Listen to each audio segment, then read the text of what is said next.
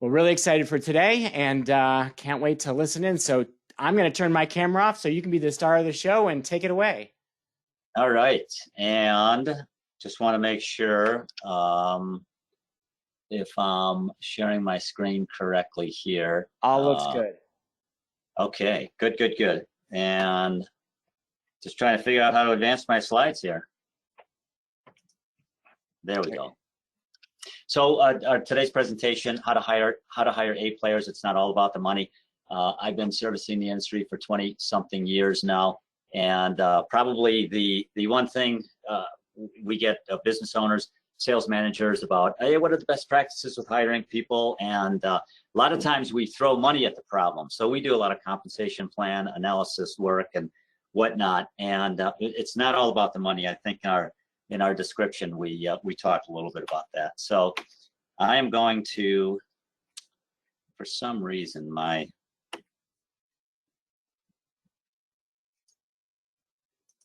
there we go. Okay, so our agenda today, the perfect profile for a salesperson or recruiter. There is one, cultural survey and structured interview process. So I'm going to break open these three different pieces. And David, what I'd like to do is maybe go through each one, and at the end of each one, you may have a question or two that we can talk about. So, but we've got a lot of slides. So the perfect profile for a sales rep or a recruiter, there is one. Yes, there is a perfect one in the industry, and I'm going to talk about the different characteristic traits. So the first off, egos, we call ego strength. There's four personality characteristic traits that work well in the staffing industry. And so one is considered ego strength. Now, what is that? So another one is somebody who's slightly extroverted. Another piece is somebody that has lower analytical skills, and then somebody that has low conformance. And I'll talk more about these four. So the first one, ego strength.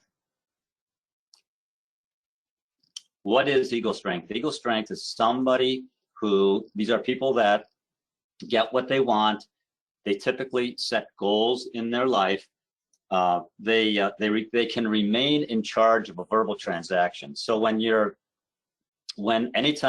you're in a sales situation, a verbal transaction, somebody's in charge of that transaction. So persons who have got good ego strength, they have the ability, and not to control, but to stay in charge of the verbal transaction. So these are folks that they know how to think quick on their feet. They can answer a question. They can answer a question with a question. They can, what's that? They can do the judo move where, a client may ask them about a bill rate or margins or whatever, and they know how to get around that. So one thing that you want to look for is somebody who has, and there are personality profile traits, by the way. There are personality tools that where they talk about all these, where they measure these different personality character traits. So and so these are persons. They're strong enough where they're not going to get ruffled by objections or rejection or whatnot. So ego strength, number one. The second thing we look for is somebody who is slightly extroverted. So somebody who, this is a people industry. There's a lot of talking to people on the phone. We've got clients that move and do things. We have people that we're placing that move and do different things, but it's a people business. So the persons that are extroverted and get their energy from other people, they're outgoing. They like to join sports, team sports. They like to interact with people. They can make conversation well. Now, here's the thing about extroverted people and the perfect profile for somebody in the staffing industry. If you get somebody who's like way extroverted, those personalities tend not to do well in the staffing industry. So these are the salespeople that will get on a phone call and they'll talk 20 minutes, 30 minutes with either a prospect or a client, and don't ask for the order or don't move the sale forward. they're too extroverted. So you want somebody that's a people person, extroverted, but not too extroverted. I should say it's the same thing with the power personnel, the ego strength. You want somebody that has healthy ego strength, but not somebody that's has got too strong of an ego. These are the persons that, you know, come into the office and they get everybody upset and worked up and whatnot. So healthy ego, number one. Number two, somebody who's slightly extroverted. And then the third is someone who, now we say lower analytical skills. So which probably is not the exact way to say that, but in other words, so people who have a high analysis, they are data collectors. So these are people that like to collect a lot of data before they make a decision. So if you think like in the technical field, the IT and the engineering and whatnot, these are recruiters that will ask a ton of questions, and they'll want to have every T crossed and every I dotted before they send a resume. They are people, well, we've all heard paralysis by analysis. They tend to, you know, mull over a decision before they make a decision and whatnot. So now, so we want persons that have a personality characteristic traits that is opposite of this. You know, somebody who makes decisions based more on emotion, or makes decisions based more on intuitive. They tend to be they tend to make decisions more quickly and whatnot. And I'm just kind of thinking in examples in my head as I'm talking, because I tend to have higher analysis in my decision making. It's if I'm going to go buy a car, for example, you know, my wife will say, well, here I'm thinking about these three cars. Well, I'll go do a bunch of research on the internet, and she's the opposite side. She'll go test drive the three cars, and she'll decide what kind of car she wants by test driving the car. While I'm mulling over the data and whatnot. So the people that fit well in the industry are these folks that they're not these data collectors. They don't take long time to mull over decisions and whatnot. And the fourth characteristic trait, personality profile, is conformance. And so people that have high conformance, they tend to like rules, they tend to like guidelines, they're attracted to organizations with a lot of methodologies, processes, procedures.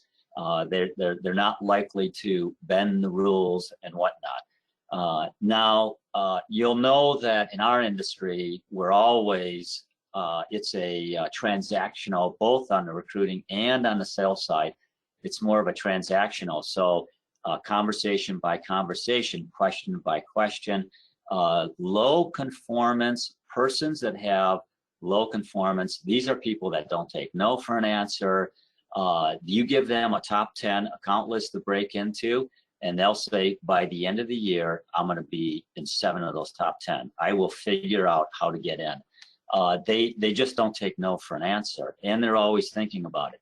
This is a true story. I had a client that had a person that was he was a $13 million a year producer. He himself, this was IT staffing, you know, average bill rates were whatever, $80 an hour or whatever, but he was generating $13 million. And his number one account, he had been knocking on a door,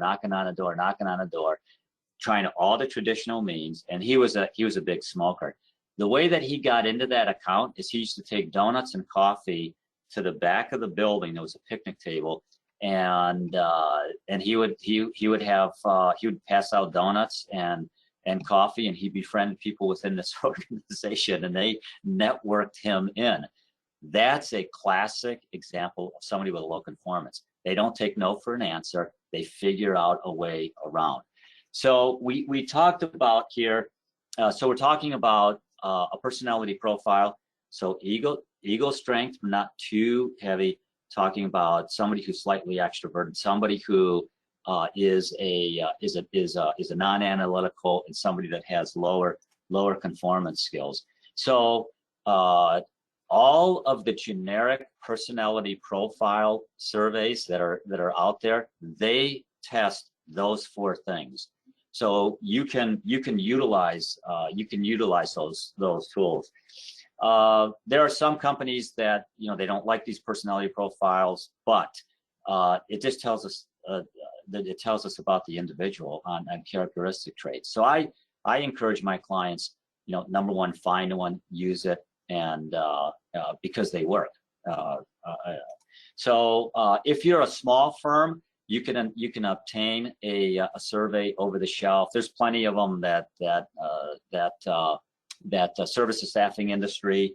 If you're a larger firm, you can actually have a survey built for your company. You just need enough data points. We worked with an organization that was 50 million in revenue. They were having 100% turnover rates in their sales staff. And so we went in, we surveyed everybody. There's a methodology to it. But long story short, we developed a survey for them, and they started utilizing that survey. A year later, I saw the president at Staffing World, the ASA show, and hey, how's your turnover rate with your sales reps? He says, we haven't lost anybody since we started using the survey. So these surveys, they actually do work. We in the industry have the same problem that our clients do. We end up hiring people that are like us, or that people that we like. So hiring A players, first thing, like, know the personality characteristic traits that you're looking to hire, that succeed in the industry. And those 4 that I just talked about, those are the ones. So developing a personality profile, using a personality profile tool, and then using it on the front end of the process. So yeah, if you're using one of these tools, that's what you want to do. So I'm just going to take a quick break. David, any immediate questions, or any questions that have popped up in the feed on this piece of the presentation? No questions yet from the audience, so please use that question box to submit. But Tom, I jotted down a couple of them. You talked about personality assessments. I know there are a lot of tools out there. Do you have a favorite that your clients use that you recommend? What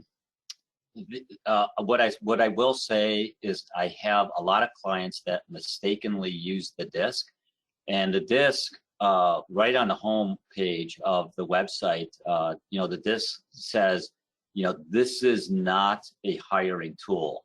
So I have a lot of clients that use it as a hiring tool. The disc is a great tool for a lot of reasons, but if you're using it as a hiring tool, not a good idea. The Peak Systems, and that's PEAC, Peak Systems. They have a tool, pretty reasonable. I think it's $100, 110, 120, something like that. It's really good. And you can the interesting thing with that particular tool is that if you got an existing group, if you're a small company, a dozen employees or whatever, you can test everybody. And then the manager, you kind of know where folks' weaknesses are, and then you can coach them, train them on their weaknesses, and help them get better. But there's a number of them in the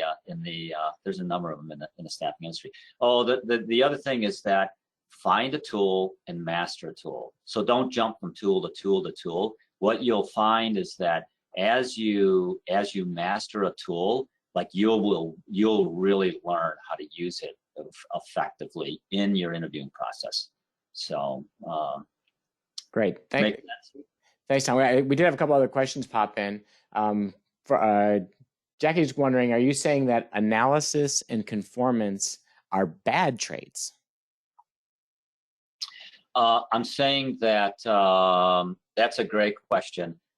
Because like with IT staffing companies and engineering staffing companies, a lot of times they hire people that have these high analytical traits. So what I'm saying is that they're not bad traits. Like these personality traits, there's a bell curve. We all fit on a continuum. I mean, there's people that are low power, high power. There's people that are low conformance, high conformance. But for salespeople and recruiters, in the staffing industry, people that have high analytical skills tend to take a lot longer time to ramp up and succeed in our industry. It's just, again, like our industry, it's a transactional sale. It's a transaction. We all know this. And so like people that are, you know, highly analytical and whatnot, they're smart, bright people and all that. But they just like, they don't do well in transactional type activities. I know because I'm one of them. My wife asked me, well, what are you thinking about for dinner? You know, and I'll answer her 3 hours later. Doesn't work in sales. Conformance, the same thing with conformance. I mean, you want, and these, by the way, these personality characteristics fit together. So somebody with lower, that's lower on an analysis score, and they're higher on power, that's what equals drive. So like we've all hired people, I should say we all, but a lot of us have hired people by mistake where we just say like 3 months later, wow, like she just gets the industry, or she just gets it, or he just gets it. And we've lucked into those hires, but really what we've hired is we've hired somebody who fits that personality profile. And gets it means that like they fit their personality. They have a lot of gas in the gas tank. It fits well with their personality characteristic traits, a transactional selling environment that's very fast paced. You have a lot of stuff coming at you. You don't hang on to it. You know, our best employees are folks that at the end of the day, they go home, they have a glass of wine, and they come back the next morning. It's a new day. It's, you know, and they don't get bogged. Oh my gosh, this client, oh, the guy ghosted me on the interview, and they just get past all that stuff real quickly. So and people that have those personality characteristic traits that I talked about are just, they can get through that stuff a lot easier. Does that make sense? Does that answer the question, David? Yeah, excellent. And one last question from this section is, you talked about doing this kind of assessment at the front end of the hiring process, but more specifically, where in the process? Yeah, so you actually, because there are EEOCs, I'm not a lawyer, but there are EEOCs. And so basically, once you start utilizing a tool, before you even interview. So if it's a sales manager or a recruiting manager, have them take the survey before the first interview, because you don't want them to answer the survey in a way that they think you want them to answer, because then all these surveys, by the way, they have built into the survey, they've got ways to tell if somebody's trying to cheat the survey, and so then it becomes invalid and whatnot. So we always recommend have everybody take the survey at the front before they go through their very first interview. And now that doesn't mean that you have to send it in and get charged get charged for having somebody score it and any of that stuff. But you just, you either scan it and attach it to their record.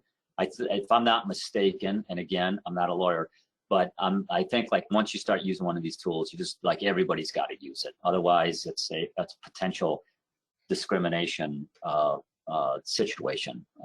But yeah, to use the tool before the very first interview is typically a best practice. And by the way, you can talk to like any industrial psychologist; they'll give you the same advice. They'll tell you the same thing. Sounds good. Thanks, Tom. Yeah, good. Hey, so I'm going to roll into cultural survey, utilizing a cultural survey. So an associate of mine, Don Jastrzewski, he is, I'm 100% Polish, so I should know how to say this like a true Pole. But anyway, so he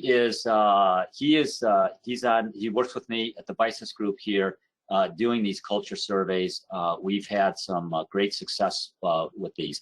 So we've all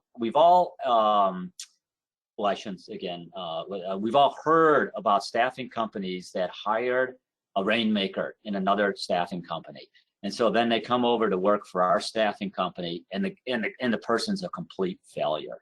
So somebody can have the right profile, but they may be a total mismatch for your culture. So hiring A players. One, you want to get down the personality characteristic traits, the personality profile you're looking for. Secondly, you want to hire people that are going to fit well in your culture. In your culture.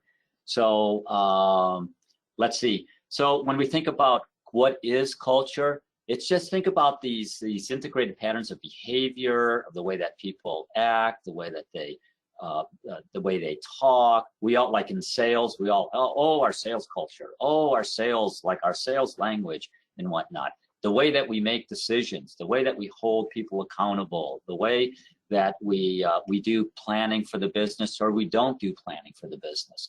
So these are all things that define a culture. You know, I like this quote from Mackenzie, the way we do things around here, basically, when we think about culture. Now, this is a really big, this is a real great tip for everybody on the call here.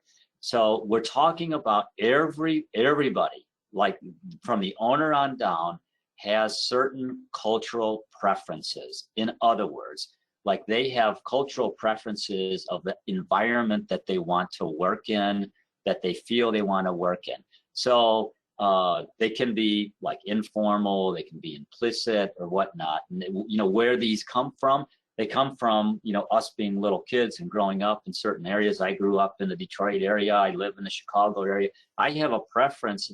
I live in the city. I work in the city. I have a cultural preference to live in a big city and work in a big city. You know, versus somebody who is interested in working in a rural community. One's no different than the other, but it's just a preference of what I'm looking for. So the other thing is that if you belong to a larger staffing company, the operations side might have its culture, and the sales side, the sales group, might have another culture. Totally fine. I mean, there's a lot of organizations that have multiple cultures. If it's a you know, 1 to 3 office operation, well, if it's a 1 to 3 office operation, generally there's one culture that we're hiring to. And yeah, so the you know, these cultures can these preferences can vary from culture to culture.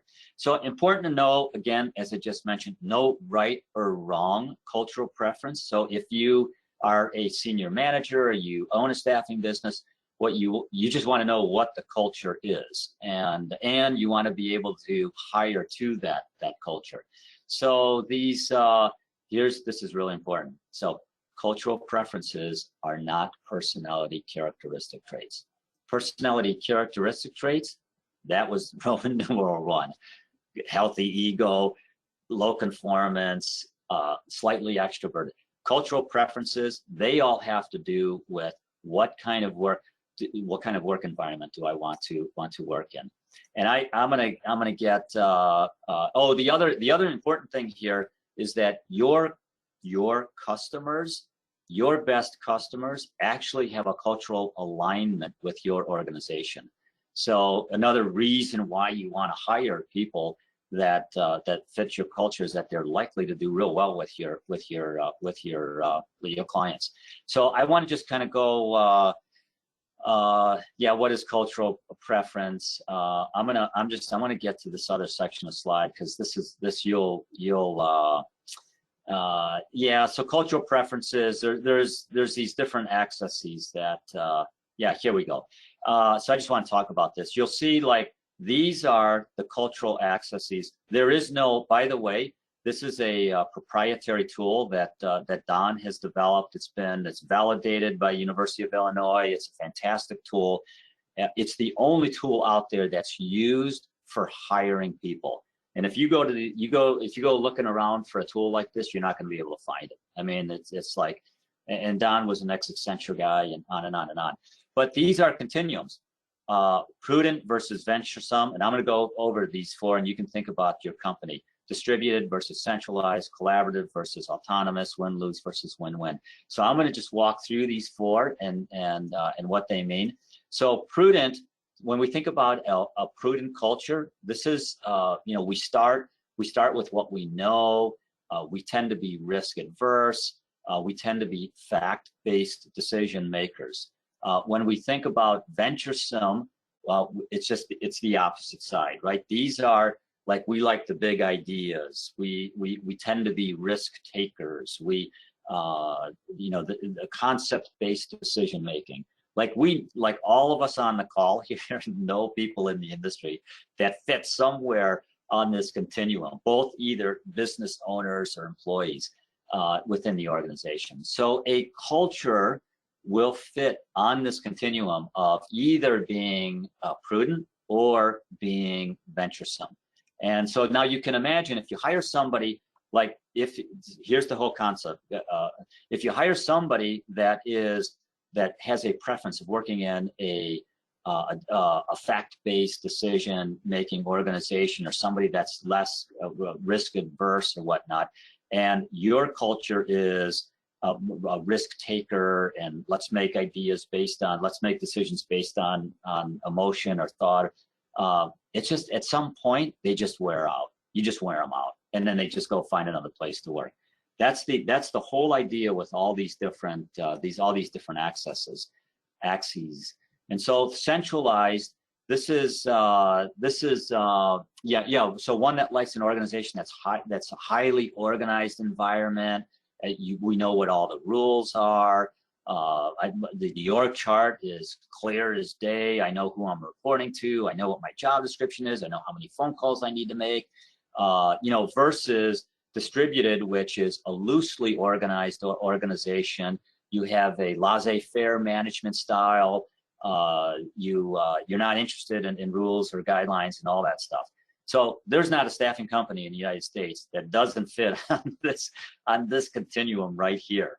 And again, same thing. If you hire somebody that's really looking for a centralized, like, well mapped out, and I know there's so many people on the call that have hired people that, like, hire sales guys, and the sales guys come in and say, well, hey, the website, bop, bop, bop, and oh, like, we need this, and oh, my business card needs that. And those are all kinds of signs of somebody that's looking for a tight organization, a well-run ship, versus, of course, the person that hired them is like, just start making phone calls and getting out there. So the other one, win. This is, that your theory Y, theory X. Theory Y are, hey, we make decisions based on the heart of the people. We make decisions based on the there's a high concern for people versus a high concern for results. And managers focus on people and relationships, where win-lose is theory X, and that is, the people produce based on managers driving, metrics and driving activity and whatnot. People need to be, these organizations, people need to be tightly managed. Managers are focused on tasks and results. So again, hey, like all salespeople, recruiters, and whatnot, they all have a preference on what kind of a culture they want to work in. There are some that do extremely well in the theory X here, tightly managed activities. I mean, when you think about all those Apex and Allegis and tech systems and all that stuff, that's that kind of culture. We hire folks in, we give them a number, they got to make it. Here's their daily stats, and versus I walk into some companies and it's, hey, what are the performance metrics? Well, whatever so-and-so wants to do.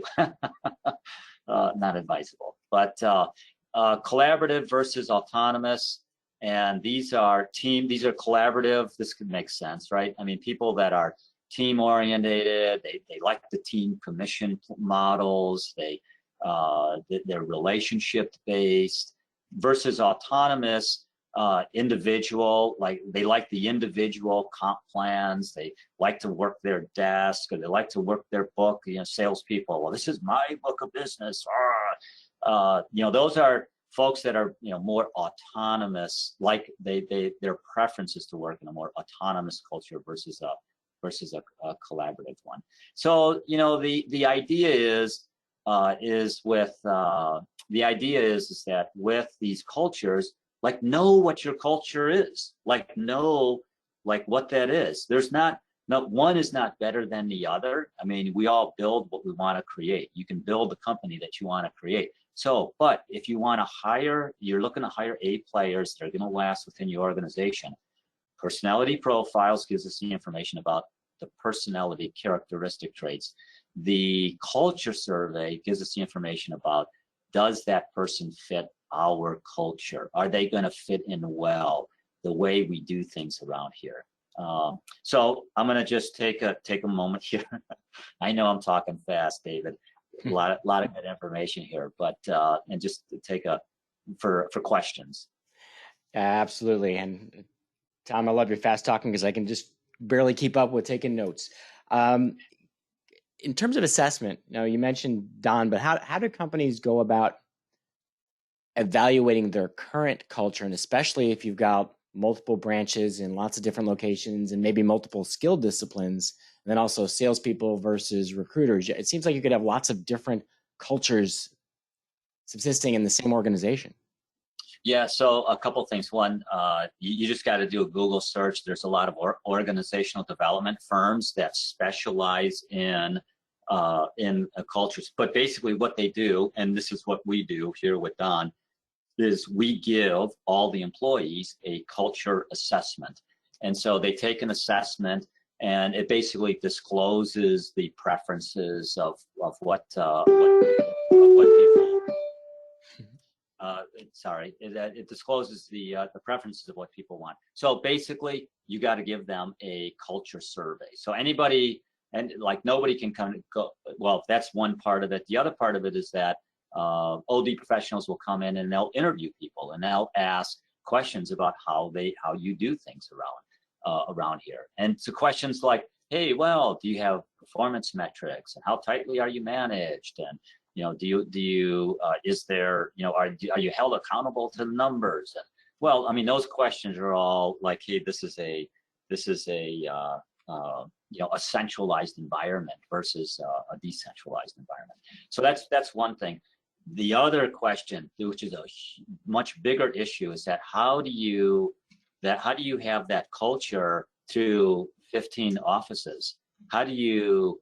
And that's much more difficult because David, you're absolutely right. I did a job for a company. They had offices all up and down a major highway. I swear, like every office I walked into, I mean, it was different colors.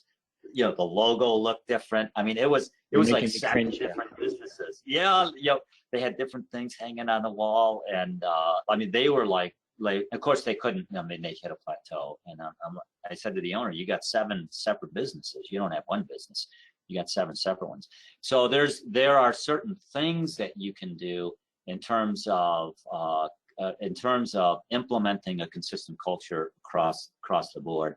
But that's a whole nother presentation. We're just talking about hiring folks. But yeah, you can. And oh, by the way, not a problem to have a sales culture that's venturesome and makes decisions based on gut, and that's high drive.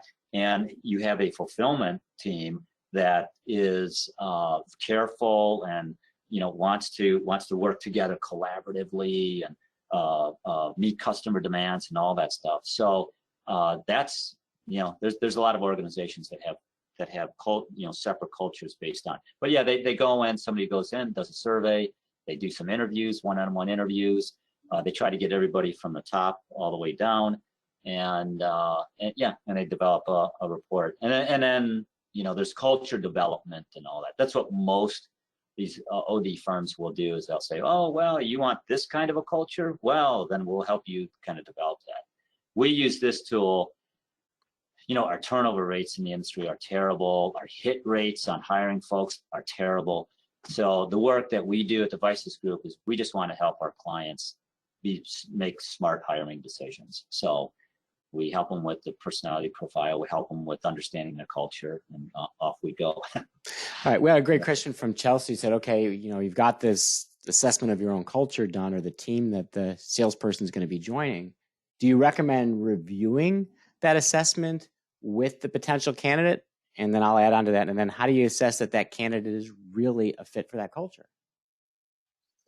I always recommend, yes, that you would. So, okay, you go through an interview, you give a candidate, by the way, like all these culture surveys. So a candidate will, what the surveys will do is they'll ask the candidate questions about their existing culture, which, we really don't care about that, but they'll ask them questions about their desired culture. That's what you want to know. And so, yes, I mean, by the way, the personality profile and the culture survey, you've got a candidate in the hopper. They make it through maybe the first interview or whatever. Yes, bring them back. And in a second interview or a third interview, depending upon your interviewing process, show them the results and say, hey, your preference is that you like to work in a team environment. Is that true? Can you give me some examples? Does that motivate you? That's another thing. Engagement, by the way, motivation. I mean, if we want to engage our employees, we have to understand what their motivations are, and we got to make sure that they're doing the work tasks that motivate them. That's in brief. That's what employee engagement is all about. And but most companies, they don't even survey. They don't even know that their employees' motivation. But I recommend to share that information back to the candidate. And you will see in that interview, if that candidate is engaged, and because that's another thing that you want to judge. Are they engaged? I mean, how do they really want this job? So anyway. All right, and one last question. Last year we all went remote. We got locked away, hidden in our bedrooms. Now we're selling remotely. People are getting back to being face to face. But do you think that that COVID and remote work changed culture for staffing firms? Well, there's no doubt about it had some kind of an influence, absolutely, and whether that's a good influence or negative influence, who knows. I will say that there's a lot of, regarding the remote work, if you look at, and this is another Harvard Business Review, if you look at the people that do really well working remote, they tend to be highly self-organized, slightly introverted, self-disciplined, well self-managed. And that's just not, when you look at that personality profile that succeeds in the industry, that's those two are opposite of one another. So in addition to that, there's some other research that coming out of the B schools that basically are saying that sales teams that are working 3 days, 4 days in the office collaboratively are double digits more productive than salespeople that are working 100% remote. And there's several data points, several B schools that are doing research on that right now. So the OD pundits that I'm reading, they basically say we're going to settle into an 80-20 rule. 80% in the office, 20%. And some jobs, some business models, it doesn't matter. They can be remote. But for us in the staffing industry, my God, I mean, recruiting, it's got to be the toughest job in the staffing industry right now.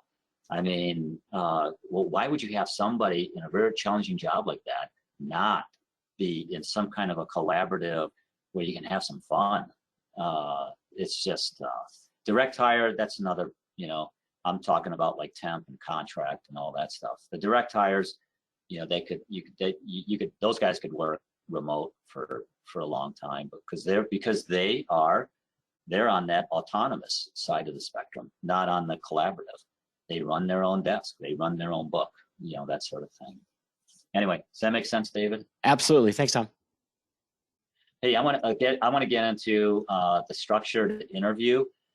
This comes out of the Gallup polls, the 20-year longevity study that the Gallup polls did, the book, the Marcus Buckingham and all that stuff, the 12 questions. So first, break all the rules. If you haven't read that book, read that book. One of the best books I ever read as far as folks. But they've got a section in there on the structured interview process.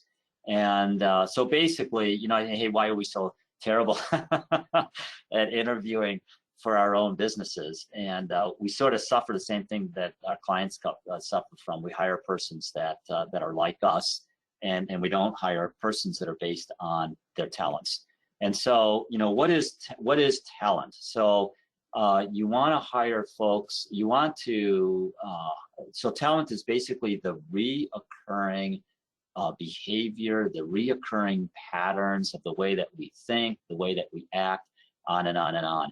And that is talent. And the basically the first break all the rules research, the best managers that produce the best results, that have the best engagement, like what did those guys do differently? What did those managers do differently than the rest of the managers? And what they found is that those managers, they focused on understanding or finding out in the hiring, in the selection process, the individuals, the candidates' talents. So, you know, why is discovering the talent so important? So you cannot teach talent. So, okay, back to our personality profile, you know, the healthy ego. You're not going to teach that. So either somebody's got it or they don't got it.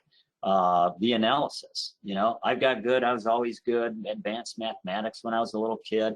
It just runs in my family. So like high analytic. By the way, this is also a true story. I found a coach for myself that basically said, "Oh, Tom, you're asking too many questions, and you're doing this and that." Nah. So, and he basically kind of coached me on how to like peel that back. But talent, the best managers found that talent, you can't teach about talent. It's in there. And then the talent. These are the drivers behind individual performance.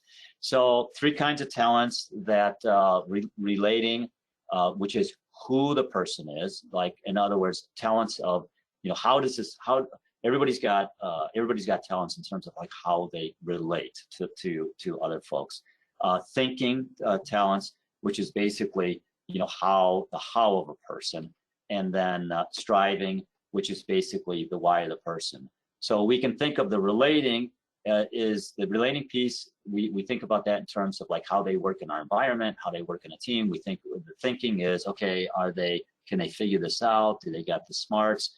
And then the why is motivation, basically, is how that works. And so this whole thing of the traditional wisdom of interviewing people based on skills, knowledges, and abilities, we've all heard that, I'm sure, many times. And David, you're probably still interviewing like this. So throw this thinking out the door. Ability, skills, knowledge, throw that out the door.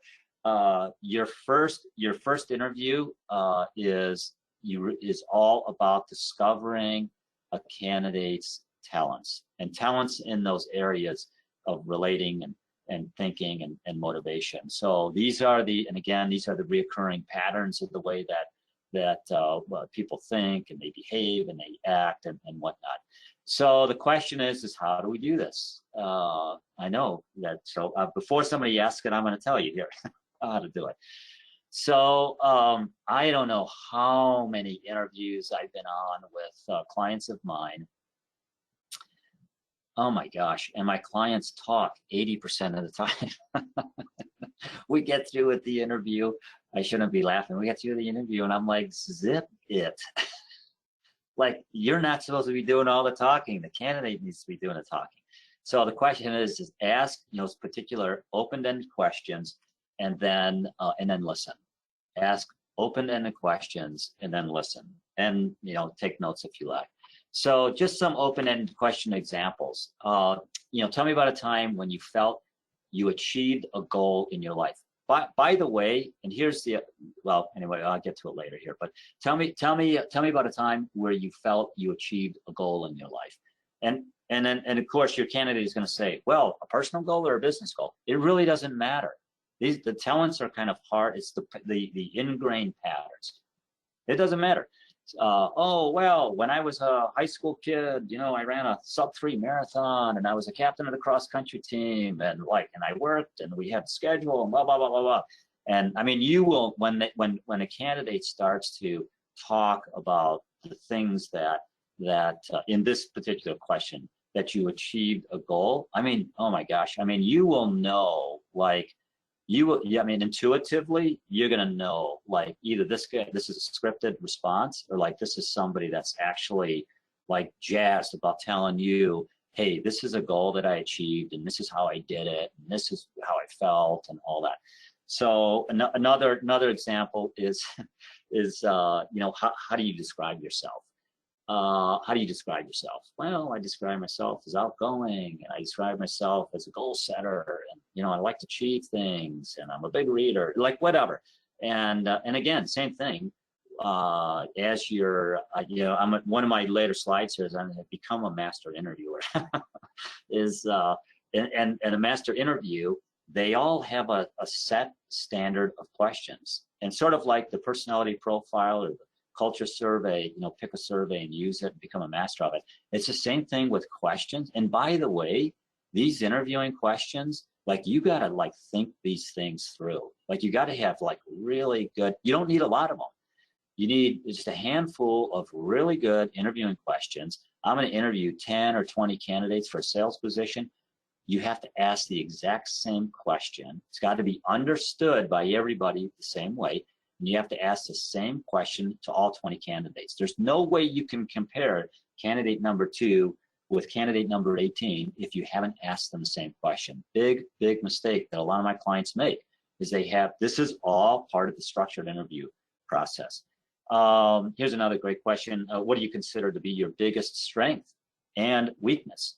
And so of course, somebody will talk. If anybody's read Top Grading Stuff, the WHO book, I forget the name of that author, Top Grading in the WHO, they say when you ask somebody about their weaknesses, if they cannot answer that question, it's sort of like the red flag. And, you know, bad candidate.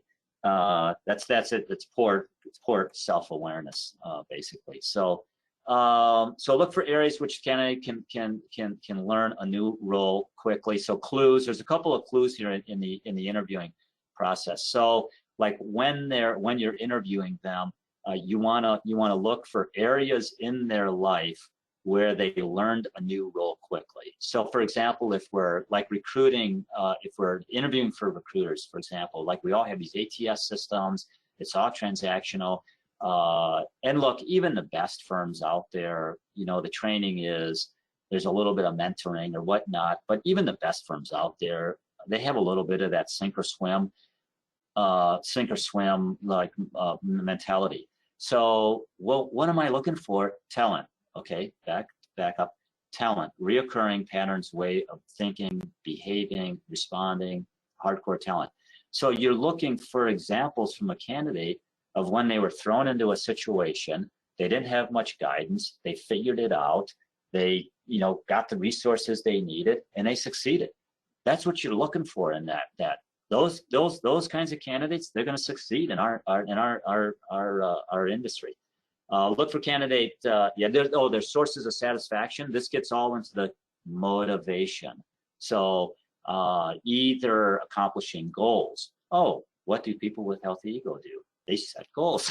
They accomplish them. The other motivations in terms of like making money and advancing in careers and things like that. So hiring A players, you must be able to spot them when they walk in the door. Easier said than done. So a structured, repeatable interviewing process using the same questions. Just talk about this. Using the same questions will help you become a master interviewer. So in conclusion, the keys to hiring A players is number one, utilizing a personality profile tool.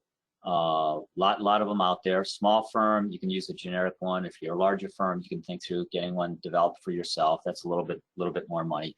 But using a personality profile tool, use it on the front end. That's the discovering the hardcore personality characteristic traits that will fit for our organization. Employ a cultural survey. Know the culture and all those different axes that we talked about. know like what your culture is. This is the whole thing. We hire, oh, this guy, you know, was a $5 million a year producer for this other staffing company. He comes works for us and he's, you know, a goose egg. That's a cultural mismatch. So use a cultural survey, and then read, first break all the rules. Fantastic read. And then develop a structured interview process. You know, this is, by the way, structured interview process. So a little tip that I learned from some clients of mine that really succeeded, and the HR folks on the call probably not going to like this, but if like we're looking for people that have healthy egos and like they're drivers and like all that stuff, well, those folks, like they hate going through this HR process. So the structured interview process, like who's ever mapped it out, like the sales manager, the ops, the recruiting manager, whatever. I mean, those should be the first people that are interviewing them. Those sales managers and recruiting managers and whatnot. So don't like take somebody through some long HR process. You'll lose a lot of A players, frankly, doing that. Anyway, David, questions on the structured interview process? No other questions yet. We'll wait to see some command. I will share. So we don't use the methodology that you said was the not in the beginning. We actually follow the Who hiring method from Jeff Smart at GH Smart, and it really does exactly what you're talking about. You're looking to assess the candidate at a completely different level. Like even that questions on strengths and weaknesses, they ask it in a different way. It's a two-part question. Part one is, can you give me the name of your supervisor at your last job? And then you ask them to spell it. And then you say, what would that person say were your strengths and weaknesses? Knowing that you're likely to call that person tends to get the candidate to reveal things about themselves that they wouldn't have done when they're just trying to make themselves look good by turning weaknesses into strengths. So that would work well for us. Tom, if people want to get more information on any of this stuff, they've got your contact information there, but how can you help them? Yes, we have. I've been sponsoring a roundtable program. So if you own a staffing company and want to get into one of our president roundtables, fantastic. We've got a marketing roundtable, which David, you're a member in. We have a CFO roundtable, a couple of other ones. So those are fantastic programs. And the other thing is just a growth strategy. So we do a lot of organizational development consulting work. A lot of comp plan work. A lot of our clients, you know, they ask us to either evaluate or to help them craft new compensation plans. But just any kind of strategic plans, business plans, all that in terms of like growing a business, making good decisions about your business. We do a lot of quote unquote assessments where we'll come in, we'll take a look. We'll take a look. We'll say, oh, you know, you're doing well here, here, and here, but you know, there's a couple of areas over here that you really need some help with. So, or you need to take a look at. And you know how that works. I mean, we were busy like working internally and whatnot. So, I mean, those are some of the ways that we can certainly help. But people that own and manage these staffing businesses continue to grow them and whatnot. Fantastic. Thanks, Tom. If you would, we've got a couple of things to do and wrap up. We've got a couple of invitations for people who have been on today's webinar. So if you would click down one, I'd love to share the first of those invites. If you want to move to the next slide, please, Tom. There we go. So next month, we are not doing our regular lunch with Haley. Next month is our 25th birthday, 25 years in serving the staffing industry. So we decided to do something big. So we're having our birthday bash. We've invited a number of consultants. Tom is one of them. We're going to actually have a 7-hour workshop, 7 hours, 14 presentations. There actually be like TED Talks. Everybody's given their best 20 minutes. So we've got Barry Asen, Amy Bingham, Tom Erb, Mike Jackatote, Eric Gregg, and others joining us. Don't worry, you don't have to sit online all day long, but you do have to sign up at haleymarketing.com/25bash, because only people who sign up are going to get access to all 7 hours of recordings. All right, next thing, if you hit down one more time, part of our birthday celebration is deals. So it's kind of like a present back to the industry. We have one going on right now on our managed social media service. So if social recruiting's big on your agenda and you're looking to get your salespeople and your recruiters and your leaders more involved in sharing company content, Social Pro and our new Net Social software, they go hand in hand to do that. And we've got a deal going on with those. So you can go to our website /25 deals. And then last but not least, last page down, Tom. Next week, we will have our product demo coming up. So we just had a big release of our career portal software. So for our clients listening in that are worried about recruiting, we've got a whole bunch of new application management features that make it easier to categorize and respond to candidates so that we don't have that black hole of communication. And also we have integrated with Facebook. So all of our clients' jobs now go from your ATS to your website to Facebook jobs. And even better, you don't have to sit watching Messenger for people to apply. It now uses an actual apply process. So we'll be demoing all that next Tuesday afternoon. All right, that is the end.